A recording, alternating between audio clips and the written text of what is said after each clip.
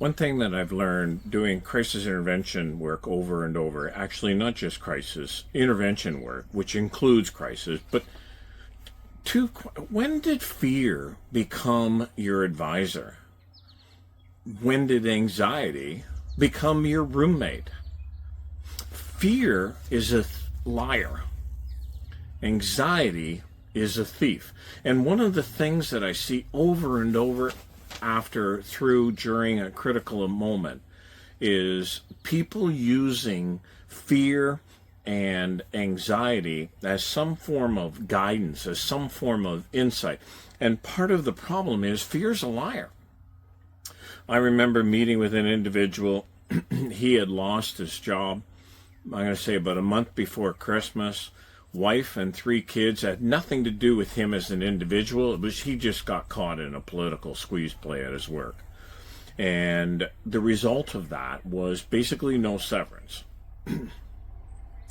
He was at that critical moment of, does he let fear, anxiety steer and guide, or does he choose to define a refinable new norm, and does he choose to live by faith? And when I use the term faith, don't go getting all religious on me. Faith is believing in something greater than my own thought, my own feelings, my own way of being. And it's far more than that, but faith is more than just being religious. And so one of the things that he and I had to talk about was his mindset when he was in that place, because he had a wife and kids depending on him contributing to their household expenses. All of that to say, fear is a liar. Why? Because it tells us things that are not true. Think about a critical moment for you.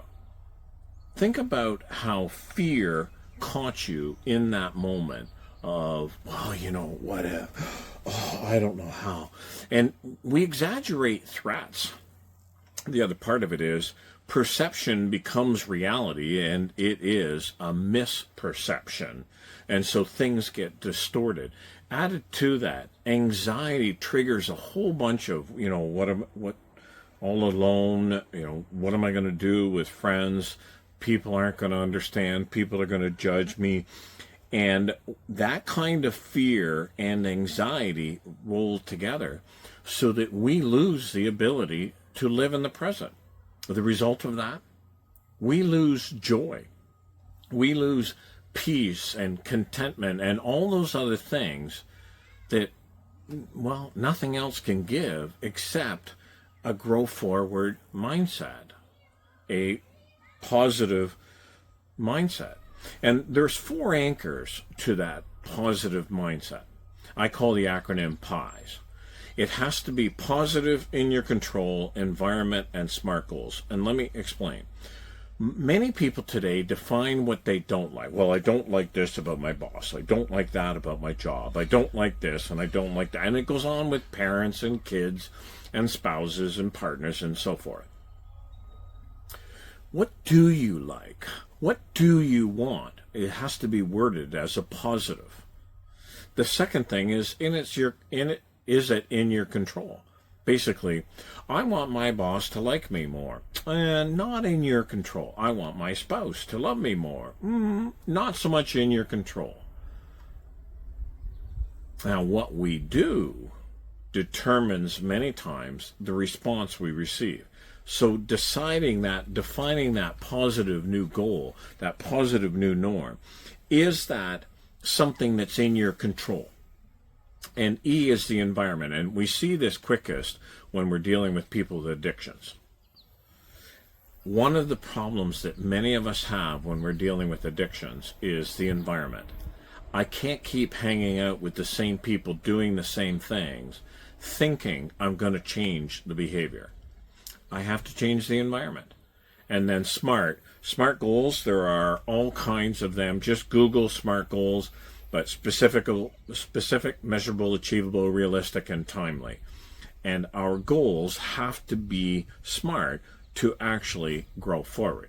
Fear and anxiety are going to lie, well, it's not going to work out, you shouldn't think that way, and so on and so forth.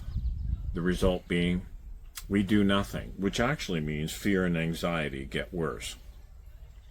Second part of this is our connections, those relationships. I call it a huddle.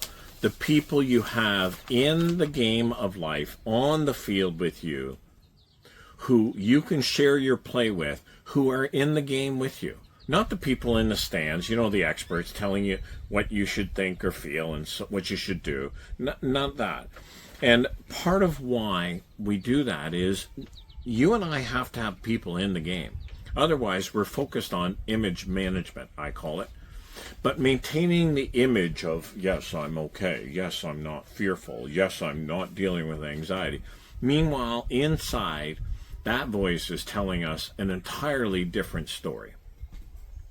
Years ago, there was an actress named Hedy Lamarr. And Hedy was in movies and so forth. She had to leave her country, and there's a whole bunch to the backstory, but the overview that I want to give you is she had to leave her country, she had to hide, she had to disappear, she had all those things to legitimately be fearful of or anxious around. But what was her decision? Not to live in fear, not to be anxious. And one of the things that many people don't realize, she was also an inventor. Because during World War I, Hedy Lamarr saw that the opposition was taking the torpedoes and navigating them by intercepting their signal. So she and another person invented a signal, which I'm not in the field, but it's basically bouncing the signal back and forth so that it couldn't be intercepted.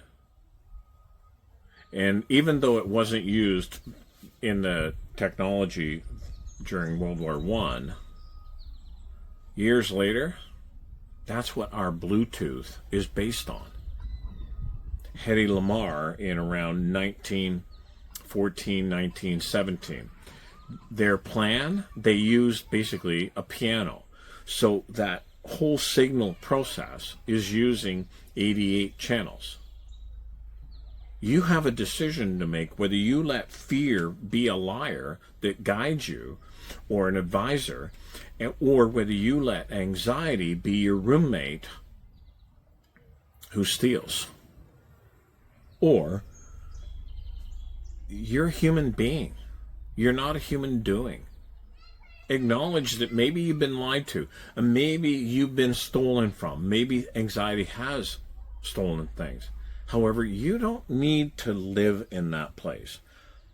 You were born, part of the whole Run Toward the Roar ethos, that my first book is, you were made to thrive. You were made to transform those critical moments from survive to thrive. That's what it means to live a life filled with purpose, filled with passion. And your huddle is just simply a community. It's that group of people who want to grow forward as well. And if you don't see them right on the radar, ask around. Who's encouraging people in your circle right now? And if you can't come up with somebody, please contact me. I would love to be part of that huddle with you, and I know of other people who want to be part of that huddle, be part of that community.